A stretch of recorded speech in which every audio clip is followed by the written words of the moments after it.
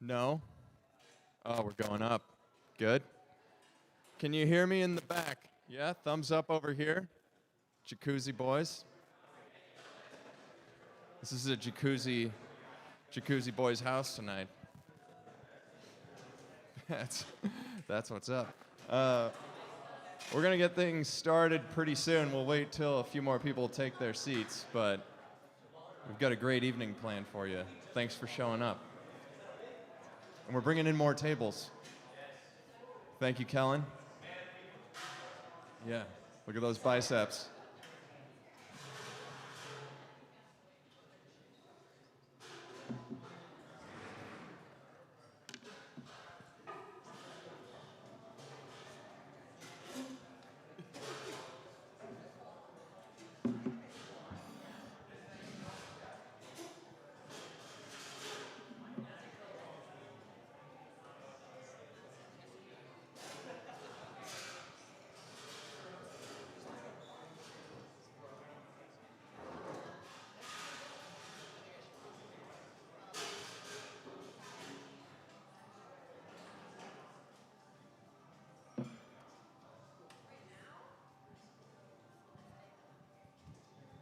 It's quiet. Too quiet. Yeah, you can do that. We'll allow it. Yeah. Should we start the show? You think? Get the ball rolling?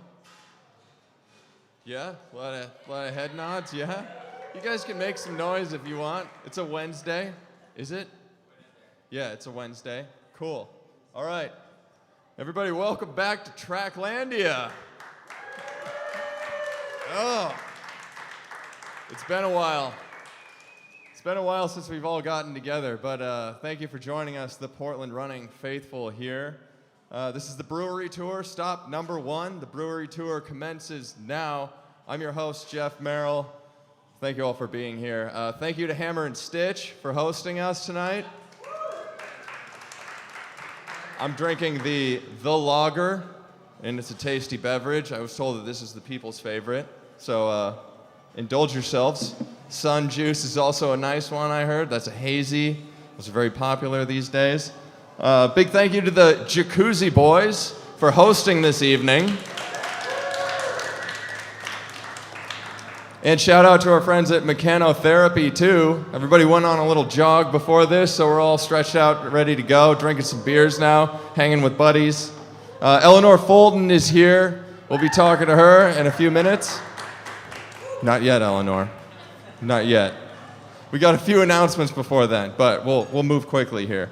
So, yeah, like I said, we at Portland Track and Tracklandia are kicking off the Brewery Tour.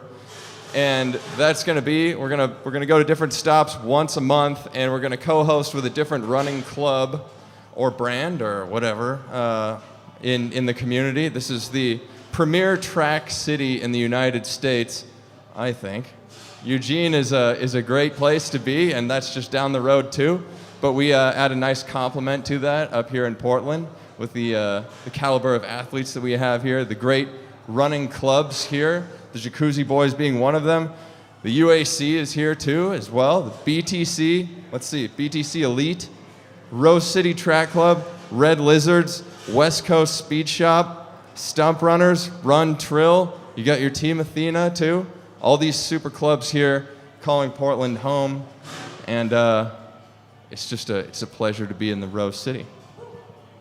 So, a few facts about the Jacuzzi Boys, and many of you are Jacuzzi Boys, so you probably know these. Let's see. Founded in 2013 in a hot tub in Bend, Oregon, by UP alums, so Portland from the beginning.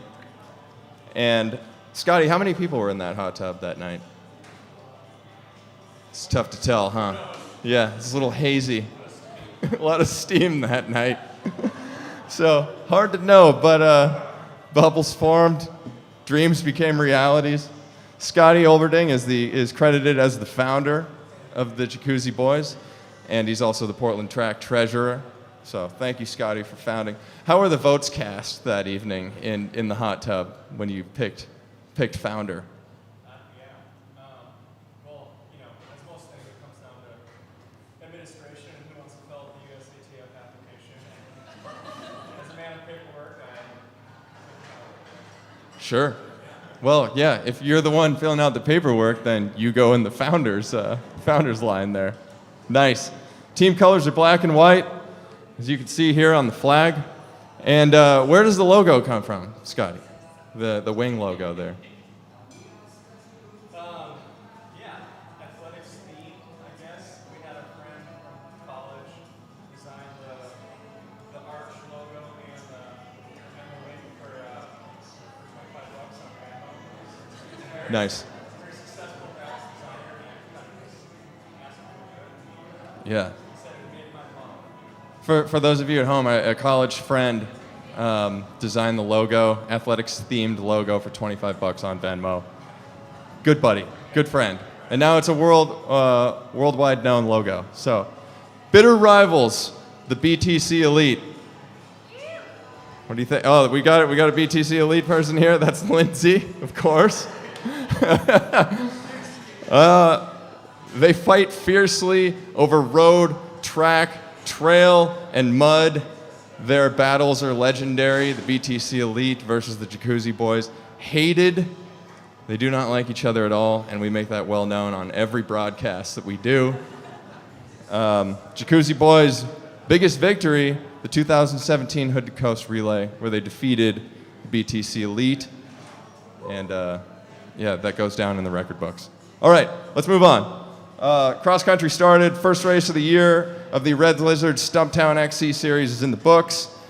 There were 6Ks at Fernhill Park last Saturday. Anna Connor of the Cascadia Elite took the win, 21:57 on the women's side. Let's go, Anna. Way to go. Red Lizard women swept the team competitions, Open and Masters. Jesse Joseph, Jacuzzi Boys on the men's side, 1950. JBAC took the Open victory, Red Lizards took the 40-plus victory, and BTC Masters took the 50-plus victory. So don't see the BTC Elite on the boards there. We'll look for that at the next race. Liam's chewing his food over there right now, but maybe he's going to show up at Mary S. Young Park on October 8th to show down with the boys. Matt Welch has the Strava certified course record there, 15:03. And Carissa Galloway has the women's record, 18:24 there. So look out for that. Also, Jake Stout just run 16:13 there. And Strava said that his average heart rate was 162 beats per minute during that expedition. So must have seen a snake or something out there. That's a little high. That's what I think. No, we're not going to BPM shame anybody here tonight. Let your heart rate do what it wants to do. All right. Flash. So you all remember the event last December. It was a great photo show with 4 top photographers that shoot a lot of track events around. Courtney White, Howard Lau, Tim Healy, and Jake Willard. Their photos were shown and auctioned off to the public, and we raised a lot of money for track events here in Portland. This year, we are making it a competition. So tell all of your photographer friends out there. We'll have information coming out on this soon, but there are very few track-focused photo competitions out there these days. World Athletics being the #1 competition, but we think we can rival that a little bit here and give people a little bit more publicity through pushing their photos out there. It will once again be an auction, and 50% of the proceeds will go to the photographer, the other 50% going towards putting on high-level track meets here in the Rose City, the premier track city in the United States of America. The categories, there were 3 categories for these photos. Oh, sorry, can you guys hear me? Cool, yeah, thumbs up. 3 categories: action shots, portraits and stills, and abstract and landscape. Those are 3 categories. I know that's like 5 different subjects. What's that, Scotty? Yeah, it's like 8 words. He's an accountant. He got it down. But yeah, action shots, portraits and stills, that's 1 category, and then abstract and landscape, that's 1 category. So we're going to pick winners. Our panel of judges is going to pick winners for each of those, and then we'll have a grand prize for the #1 best in show photo for Flash. And that'll happen December 15th. That's the date. So more ticket information will come out soon. But look for more information around submissions for photos as well in the coming days to weeks. All right. Oh, that's it for announcements here. Without further ado, let's bring up Eleanor Fulton, ladies and gentlemen. She's the star of the evening. Eleanor, welcome. Thank you. Yeah, what are you drinking here tonight? It's Pinot Noir. Pinot Noir. Yeah, a la celiac disease. That's right. Yeah. I knew that. Yeah. Eleanor, were our first guest ever on Yeah. Tracklandia, March 2018. I remember it fondly. Yeah, so Yeah. you were amazing on it. Andy Weeding and I were trying to get our crap together. I made a spelling error as the self-proclaimed spelling queen. Is that the number one thing that you remember about that show? I think so. I also took a shot in the bathroom beforehand. I remember that. And that was March heading into track season too. So Yeah. what did you do? Yeah. Yeah, I was nervous. What about coming into this show beforehand, after track season? Yeah, I'm still a little nervous, but No. yeah, I'm feeling good. Well, this is just chit chat between old friends here up here. Thank you. Yeah. Well, your PRs back then, in March of 2018, were 2:05 for the 800, 4:10 for the 1500, and 4:37. Correct me if I'm wrong, for the mile. Those sound right? I think so. Maybe 4:30. I had Could a be tough 4:30. time- Yeah. Okay. Well, you lowered that still, because now they're 2 flat, 4:03, and 4:23, 4:19 for the road mile too. And I mean, you had a banner year in 2022. Thank you. It's like, I think PR'd in 7 events. From my math. I've done some research. Sounds about right. Yeah? Yeah. I don't know how many times you PR'd over those events, but 7 distances. Yeah. When you're fit, you're fit. When you're- Yeah. Well, I mean, you've been on a steady improvement curve for the past few years, I feel like, and each year you're Yeah. chipping away. But this year was like, well, bam! Like, we're gonna take down all of them, and we're gonna Thank do you. it in style.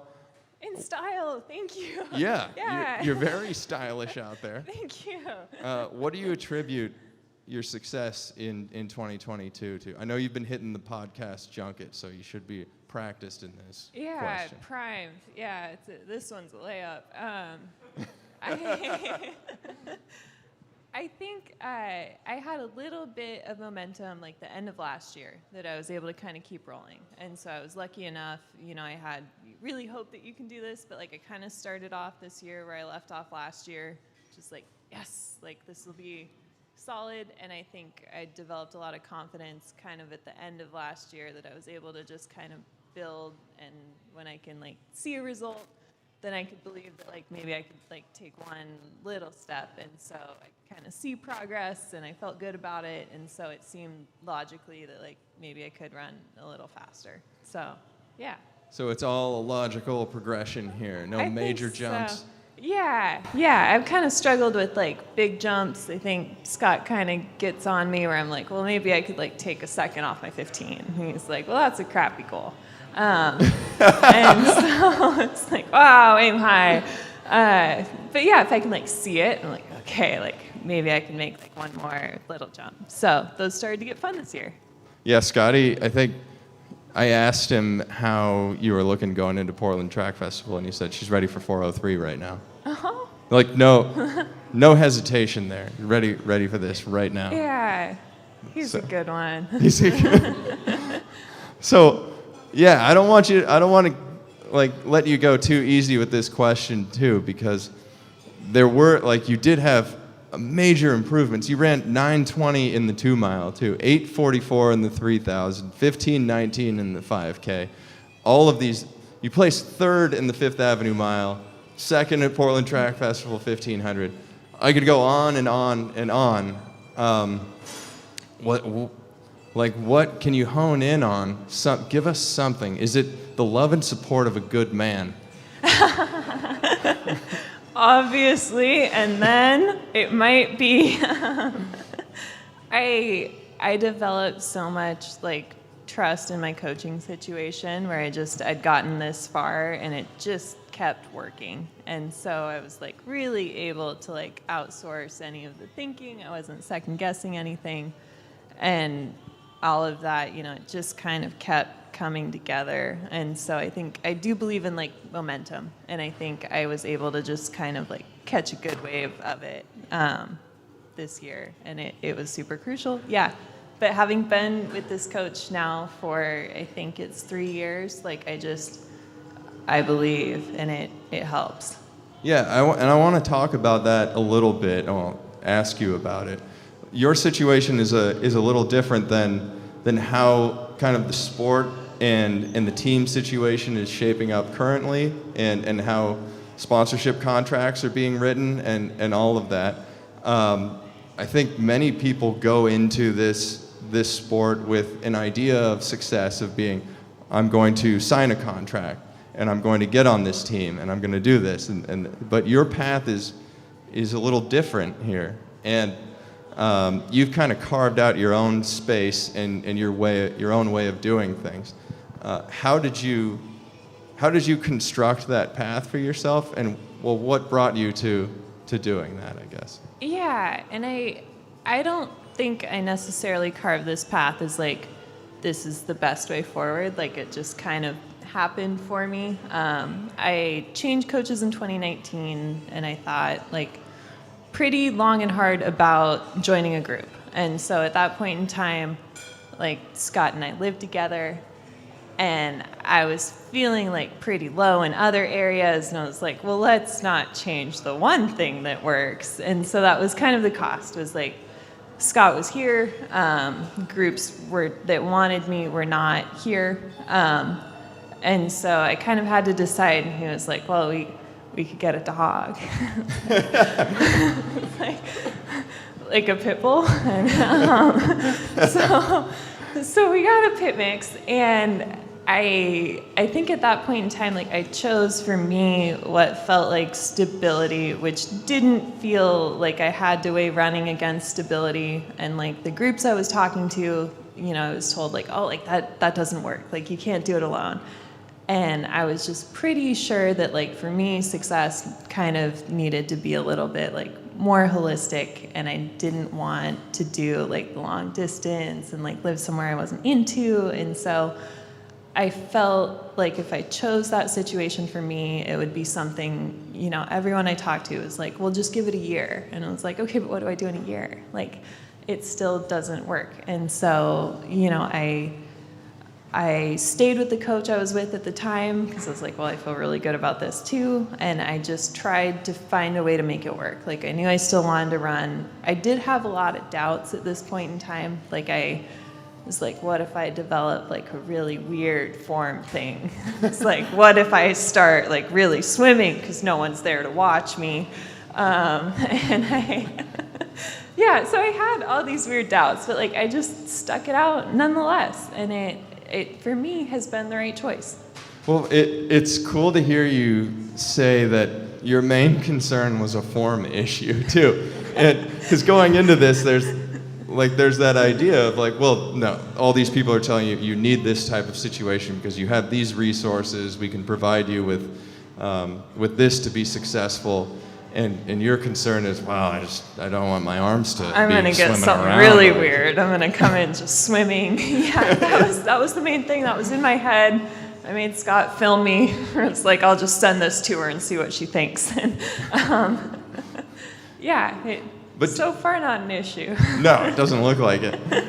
Not yet. Do you have any doubts when you get on the line and you're around all those athletes who have chosen that path to jump on these teams and take this situation that everybody says is the right way to go in order to be successful in the sport? What do you think about when you step on the line with all those athletes? Yeah, for years, yes. Like, none of these things came easily, and I feel like I kind of have to see a result to believe it. Like, I don't have this blind faith. So, like, imposter syndrome for years. And, like, maybe a little bit of jealousy of that situation, and then somehow in the last couple of years, it's like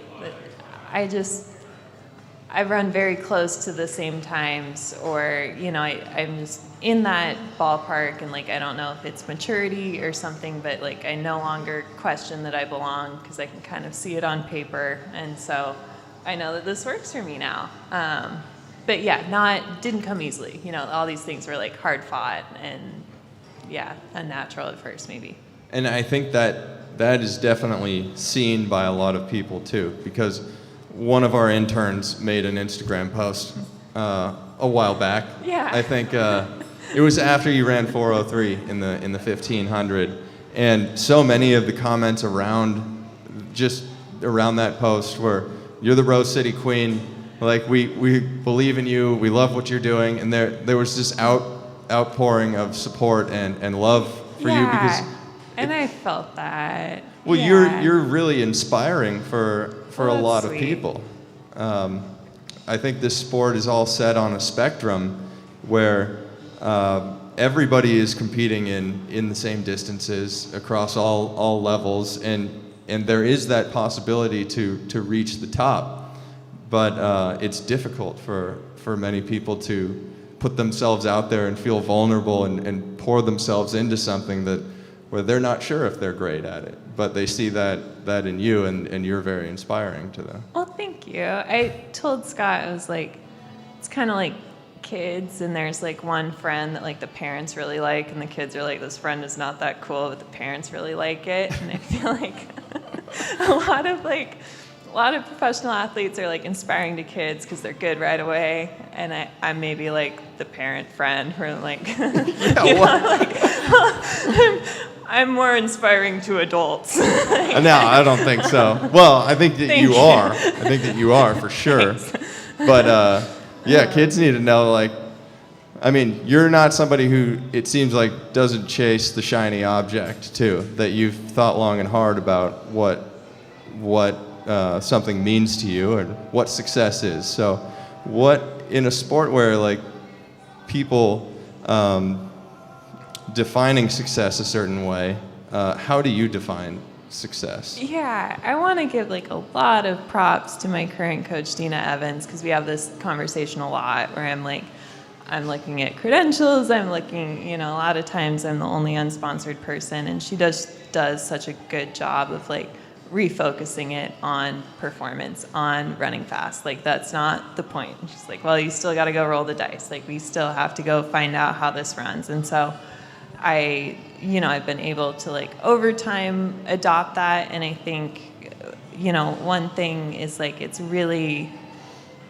empowering to be able to have goals that you're in control of. And so I've learned that like, I'm definitely not in control of like, whether I'm sponsored or whether, sometimes if I get into a race or something like that, I have more control over that, but not entirely. So just to make sure that I have goals that I do control has been a big thing too. So that's kind of that. Like, success for me is just running faster. Just running faster each year. Yeah. What's the ultimate goal then? It's scary. I think that I think like the ultimate goal, and like I want to hedge this with like, it's okay if I miss. Like, I would love to make like a team. It would be like the ultimate goal, and like I think that is like, that would be it for me. That would be like the big thing. But I think maybe shorter term, USA's. Need to kind of dial in on that one because I've had a couple misses these last 2 years that are kind of, I think, holding me back from doing better. Yeah, you were this year in the 1500. Mm-hmm. You didn't quite make the final. I didn't. But then you came back and placed 10th in the 5K. Yeah. Which it looks like you weren't totally satisfied with that either. No, that was a hard race though. Like, that was a crazy. Lost my vision. Like, yeah, it was satisfying in its own way. Like, I cleaned out the tank there, but yeah, it's like not quite my event. Yeah. Yeah, you're a 1500 gal, but I mean, set PRs in 7 different distances this year. So, So after that, you jumped into a record attempt that Jess Hull was running here in Portland to break the Australian mile record, and there was a clock set up for 1500 en route to the mile. And going into that, I don't think I've ever seen anybody hit a standard with a clock en route. It's always like, oh, we're going to set this clock up here, and we'll hopefully like they'll get after it, and everybody's going to try, and then they'll fade into the finish or something. But you got after it and shared the pacing duties for Jess Hull in there, and then ran your butt off. And on the curve, how was that finishing on the curve? You ran 4:03 in that 1500. Yeah, like that whole event, like they were so nice to me, and I just didn't know. It was like, these guys are very elite, and like they were so cool. Like I think it was Pete's idea. He was like, you're gonna make it to 1200. If you want to hang into 15, we have a clock there. And so I like did the math on that, and it was like, okay, like actually I could like kind of slow down a lot and like get the standard, so I'm gonna try. It was weird, and it was like in my head I was like, okay, you just gotta like flail and bail. Like you just gotta like it's like you will get just to 1200 and then just swim it in. Like I kind of had in my head that it would be really ugly, and so I like from 1500 to a mile, it was like pretty bad. Like I think I walked a little bit. Like it, you know, I was done at 15. But you ran 4:31 still. Yeah, that event was cool. It was really good for me. It was like the week after USA's. I was feeling all sad for myself, and like I think like the union team was so nice. It just kind of got me out of my funk. So. Yeah. And then, well, you went on to race amazingly the rest of the season. Thanks. 2 flat in the 800. I didn't peg you for an 800 runner, but yeah. but now, who knows? Yeah. What was the highlight of the year for you? I think for me, like Fifth Ave was good in that a lot of times, like previously, every time I go race like a really good field, I kind of fumble it. And so like I have all these USAs, or I have all these like really big meets that are like pretty underwhelming. And so I think to like go and race well at Fifth Ave was just like a step in the right direction, where it kind of felt like for the first time I maybe competed well against a field that was really good. And usually that's like they're kind of, I run well at the pacing, you know, like a very small, if there's anything little tiny, like that's kind of my PR setup. So this was a change for me, and that was good. Yeah, Fifth Avenue is a huge event, and that all of the top milers in the world are typically there, or many of them. And for you to place third there, that's, I mean, not surprising given the year that you've had, but 419 is that's a number. Thanks. I was surprised. I was like pretty sure I was third, and they were like handing out flags, and I was like, I'm gonna wait this one out. Like I don't think that seems right. So I was surprised. So that's the highlight of your calendar year leading back to this date last year is Fifth Avenue Mile. I think so. I just think like it was like competition wise, I was able to like still run my best against really good people. So you're also married this year. Yeah. Within the last year, there you go. No. Yeah. That was obviously the highlight. No. I mean, that was the setup. Yeah. That was a close call. Yeah. Beautiful wedding. November 7th was clearly the highlight of the year. No, yeah. Kind of missed that one. We were down a running track, you know? Yeah. I elbow Lindsay a little bit too, because we got married this last year. Yeah. And I say, man, that win over Ohio State was the best day of the year by far. Oh yeah, no, but it's a joke. It's a joke, okay? We'll get him again this year too. But yeah, that was a great. We did a 20 by 400 meter relay the morning of your wedding. Yeah. on a dirt track at 8,000 feet. Yeah, which I also won. Yeah, my leg. you did. Yeah, You kicked it maybe off not against my Scotty. team, but yeah. How does it feel? How does Scotty feel to get worked in speed work over and over and over? He's rallied really well. I think I've pushed him to some of his like best performances over that kind of distance, which has surprised me too. I've had a couple workouts where I'm like, this one's mine. And he brings like an extra gear. He passes on the inside. There's just two of us. It's rep 2 of 5. I'm getting my doors blown off. How does that work after? Is it silent in the house following these races, or you There's guys? like a little bit of silence just as we're like resetting. Sometimes we'll run a controlled rep that I have paced perfectly. And here comes Scott screaming by.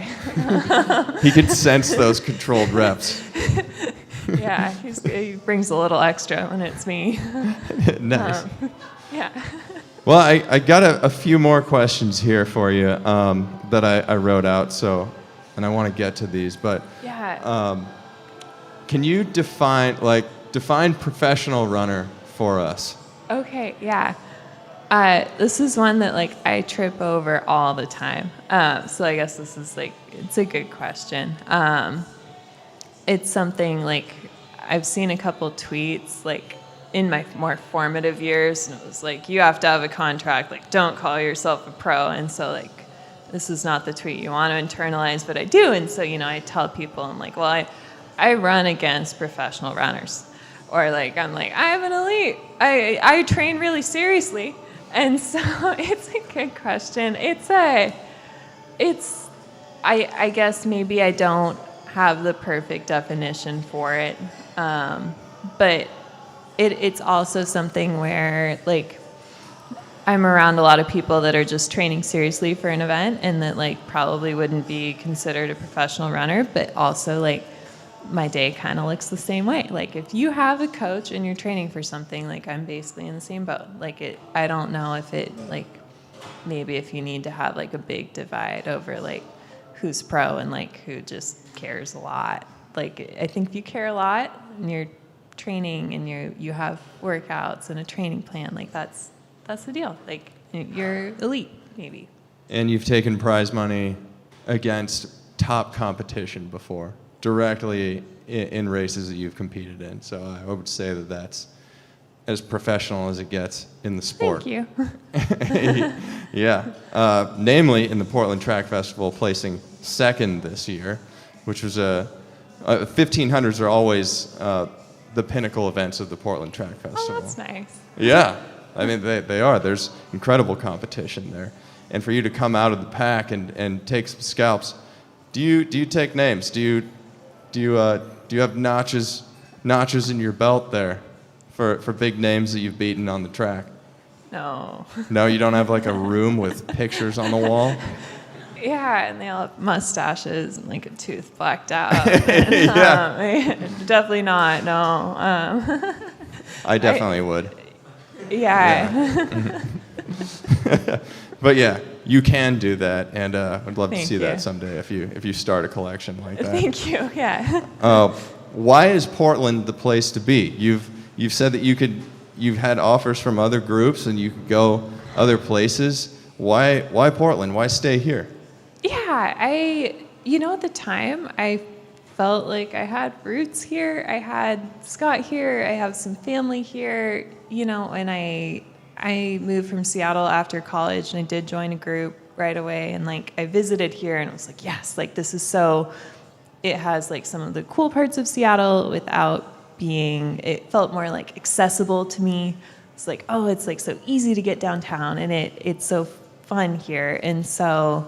I think like the roots that I had here and the people that I have here felt like the right fit. And then this year too, I was telling Scott, like, I think the month of June, and especially as someone who like doesn't really have a travel budget or that kind of thing, I stayed in the state of Oregon for like 4 weeks and had like maybe 2 high quality of races, but like very good racing opportunities here. Like, thanks to Portland Track, and then we have Eugene down the road. It's a great place to be. That's for running. Landia right there. It's Landia. You got yeah. Track Town, City of Track. Yeah. You even have Seattle that does stuff every now and then. Yeah, it's a great location for races. Not that that wasn't my initial decision, but man, it's a good place to be. Yeah. Yeah. Well, I agree with you. I mean, I like Portland a lot, and I couldn't Yeah. hack it in Seattle too, looking the way that I do. They're a little fancier up there. They're too We're- fancy. Yeah, we're gritty down here. Yeah. It's We- what they're known for, the grunge. It's a fancy grunge. It's a fancy Yeah. grunge. Yeah. I had this thought the other day, and let's breathe it into the ether here. Would you run for the Thorns?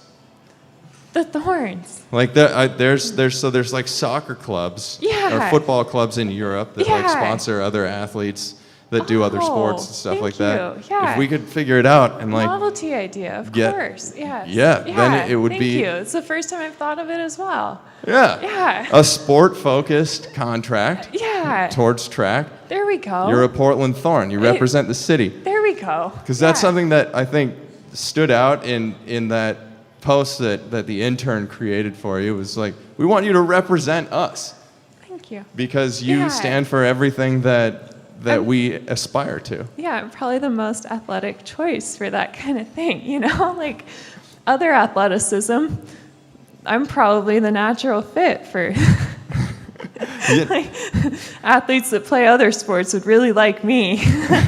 Well, you wouldn't be on the pitch. You would be on the track. Oh, Yeah, wearing nope, a Thorns. They wouldn't. Yeah, wearing Thorns uniform. Yeah, that sounds about right. Well, let's do it. Let's Yeah. see if we can try and let's make do that it. happen. Uh-huh. Something Thank you. like that. Yes, that's about right. All right, you're a coffee person. Best cup of coffee in Portland. Oh. Is this Okay. hard? You sighed like it was hard. Okay, we have this guy that lives close to us whose coffee shop we really, really like because he does a great job. His beans are great. The name is escaping me, though. This guy, Come on, Scott. his beans are great, The Scott. best beans in all of Portland.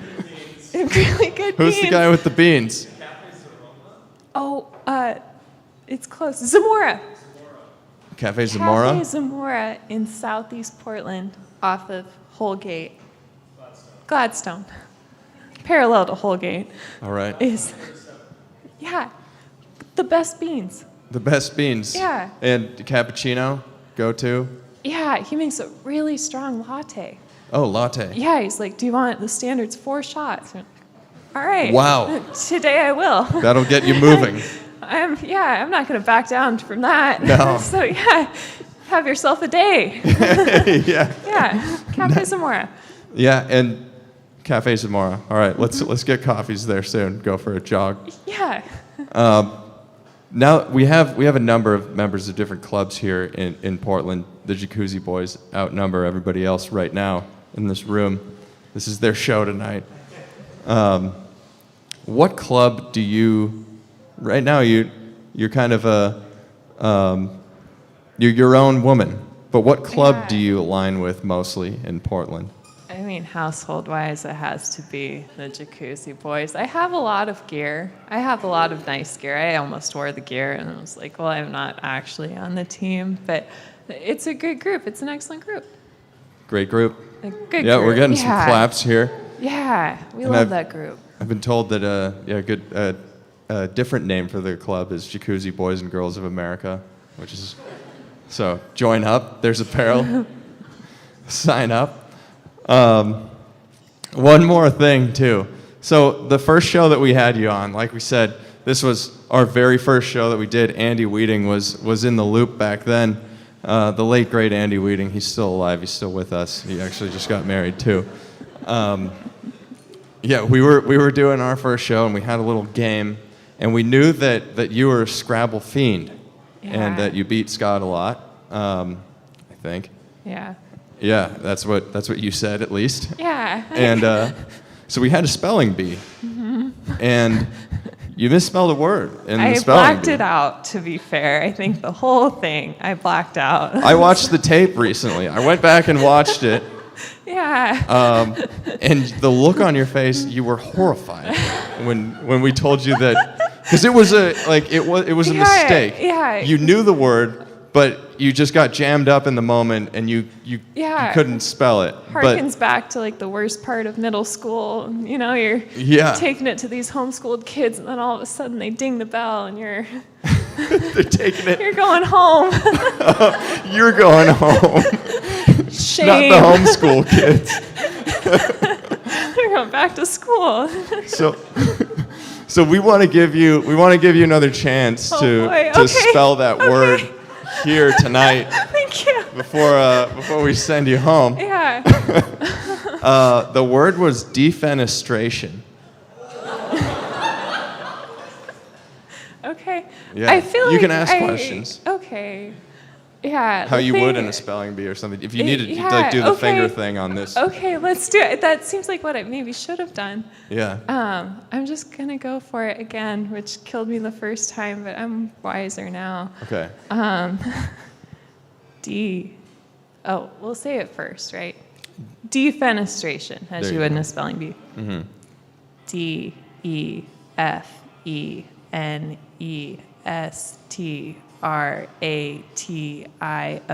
Defenestration. Yep, that's it. You got it.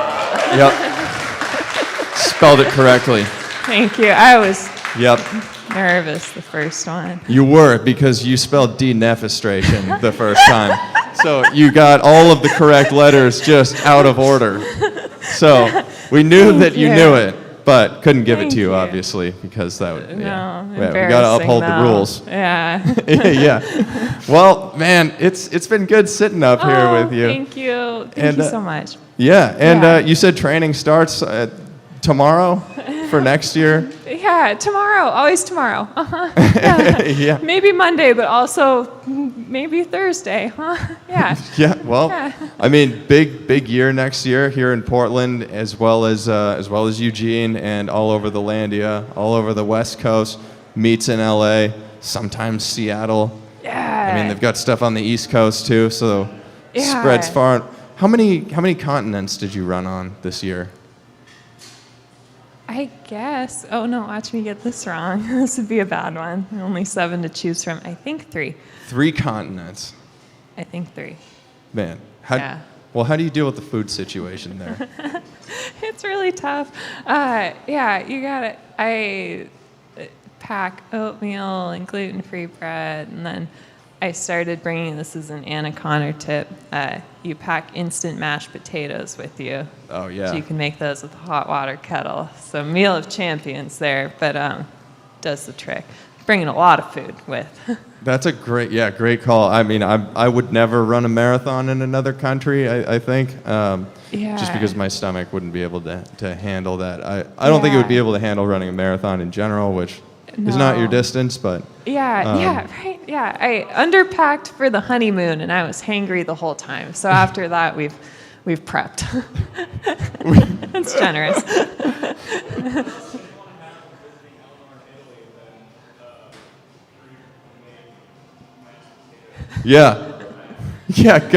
Come out to Rieti next year, and if you want to have a pre-race dinner with Eleanor. Yeah, you can eat in the room. Yeah. Sit up for some boxed slop mashed potatoes with Eleanor Fulton. Yeah. Oatmeal, yeah, all kinds of different grains. Everyone's favorites, yeah. Yeah, that you heat up. Yeah. Flaky foods that you mash up together. Hot water kettle's all you need. Maybe a shower if you're really desperate. You could be an astronaut, I think. Thank you.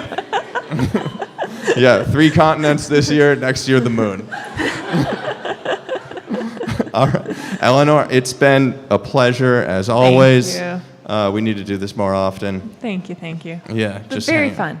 Very fun. Yeah. And like I said, you, for the Portland community, somebody who runs here, trains here with Scotty and all the other groups here, you embody what we all aspire to, all of us who love running and want to put our hearts and soul into it. Because you do it for the right reasons. You do it for the success of what you want to achieve on the track. And I'm just so happy that you're here. Thank you. That is so sweet. I appreciate it. Eleanor Fulton, everybody. Thank you. And Thank you. Thank you to the Jacuzzi Boys for hosting tonight. Look for our next shows. October, we'll be hosting with a different club. In November, we'll be hosting with a different club, too. So come on out. Those dates will be released soon. And we'll see you next time. All right.